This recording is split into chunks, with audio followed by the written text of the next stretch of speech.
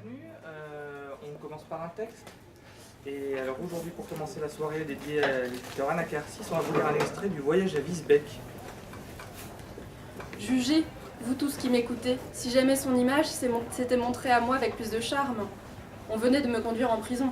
Oui, en prison. Et c'était dans cette même tour noire dont on m'avait déjà parlé. Elle était construite entièrement de houille ou charbon de terre et couverte de plomb. Dès que je fus entré dans la tour, les marabouts firent chacun leur cabriole et coururent augmenter le nombre des gardes qui étaient assis sur le bord du fossé, tenant leurs massues entre les bras, les coudes appuyés sur les genoux et les poings sous le menton. Plusieurs personnes étaient dans l'intérieur de la tour et paraissaient occupées à différents ouvrages.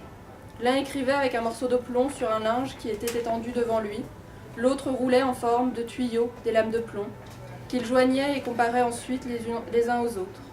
Ils me regardèrent d'abord avec quelque défiance, mais, voyant sans doute à ma mine que j'étais un compagnon d'infortune, ils se rassurèrent, vinrent à moi et employèrent tous les moyens pour me tranquilliser, m'assurant que ma captivité ne serait pas longue. Je leur détaillai en peu de mots mon aventure. Je vois que vous ignorez encore la véritable cause de votre détention. J'imagine qu'elle nous est commune à tous. Écoutez-moi.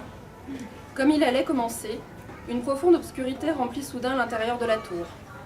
Un grand corps opaque avait rempli l'ouverture qui était au sommet de la tour, et à travers laquelle l'astre vert, qui gardait toujours la même position au-dessus de nos têtes, dardait ses rayons. Cette éclipse ne fut pas longue.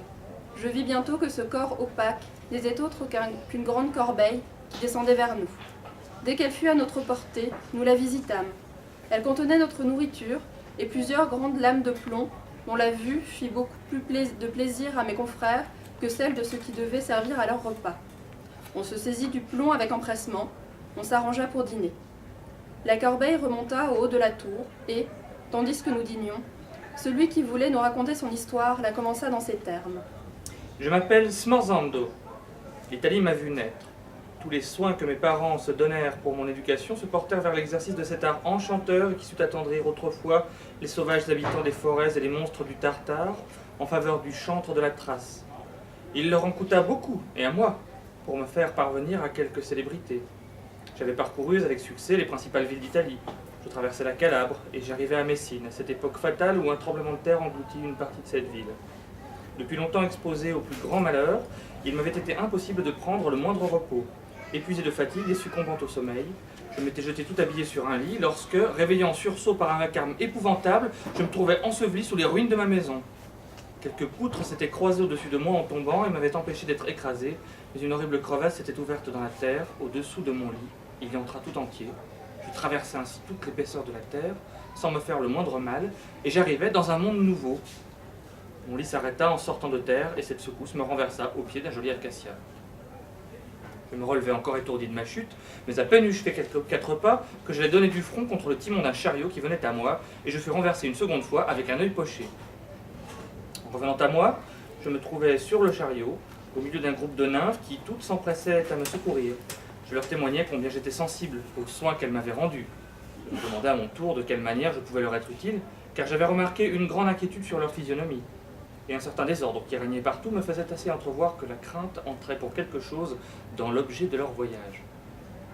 Je leur racontai d'abord de quelle manière j'étais arrivé à leur pays. Elles prirent part à ma situation, et l'une d'elles, prenant la parole, me dit que je me trouvais exposé à de trop grands périls pour qu'elle ne m'avertît pas de ce que j'avais à craindre, même indépendamment du danger que je venais de courir, et dont le coup que je m'étais donné à la tête contre le timon du chariot m'avait heureusement préservé. Oui, continua-t-elle, voyant que je ne comprenais pas grand-chose à ce discours. Cet acacia au pied duquel vous étiez est un arbre enchanté, et tout homme qui s'en approche de trop près est d'abord changé en if. Vous devez avoir vu qu'il en était entouré, et vous étiez perdu si vous ne nous eussiez rencontrés. À présent que vous êtes prévenu, il dépendra de vous de l'éviter. Puissiez-vous de même échapper à tous les maux qui vous menacent et que, nous-mêmes, nous n'évitons que par la fuite. Ceci mérite toute votre attention. Écoutez-moi. La reine de cette contrée a formé la jeunesse d'une jeune princesse dont elle est la tante. Cette jeune merveille réunit tous les avantages, esprit, talent, beauté. En un mot, c'est une personne accomplie. Les lys et les roses eussent envié les couleurs de son teint. Aussi, lorsqu'elle se promenait au milieu des fleurs de son parterre, les papillons, séduits, voltigeaient autour d'elle. Elle se plaisait souvent à leur tendre des embûches, et, presque sans le savoir, ils perdaient leur liberté. Par cet amusement, elle s'en forma bientôt une collection charmante, qui se faisait admirer par l'éclat et la variété des plus belles couleurs. Bientôt, la princesse acquit un goût décidé pour l'histoire naturelle. Elle avait rassemblé les productions les plus précieuses en tout genre. On remarquait, entre celles-ci, un coquillage, non moins estimable pour la beauté de la forme que pour la rareté. Les plus habiles connaisseurs accouraient de toutes les extrémités du royaume, seulement dans l'espérance de le voir.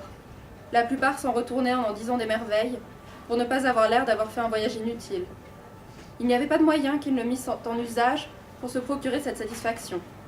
Quelques-uns y parvenaient par supercherie, mais, en général, on était persuadé que la princesse ne le permettait à qui que ce fût. De là, on peut juger combien tous ceux qui parlaient de ce trésor étaient peu d'accord entre eux. Quoi qu'il en soit, la princesse faisait plus de bruit encore dans le monde que le coquillage. Les plus puissants princes voisins avaient envoyé des ambassadeurs pour demander sa main.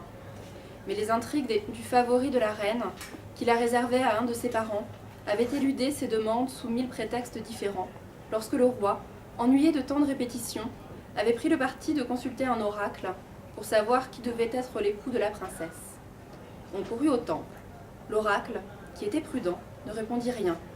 Le roi, qui ne l'était pas, insista, multiplia ses questions et parla de supprimer le temple et les derviches. Alors, il obtint une réponse, qui n'était pas même amphibologique, car l'oracle cria à haute voix que la princesse ne serait qu'à celui qui deviendrait possesseur fortuné de cet inestimable coquillage. Le roi, content, se retira. La reine, suivant les conseils de son excellence, fit investir le cabinet de sa nièce, résolue de s'emparer du trésor pour en disposer en faveur de qui elle voudrait. Mais on eut beau chercher partout, fureter dans tous les coins du cabinet, faire toutes les recherches imaginables, la coquille avait disparu. La princesse rougit quand on lui demanda ce qu'elle en avait fait, mais elle protesta en même temps qu'elle ignorait absolument qui pouvait la lui avoir enlevée. Depuis ce temps, continua la dame, il y a de sortes de persécutions que le favori ne fasse essuyer à tout ce qui lui est suspect. Il a mis tout son monde en campagne. Personne n'est à l'abri de ses soupçons et de ses violences.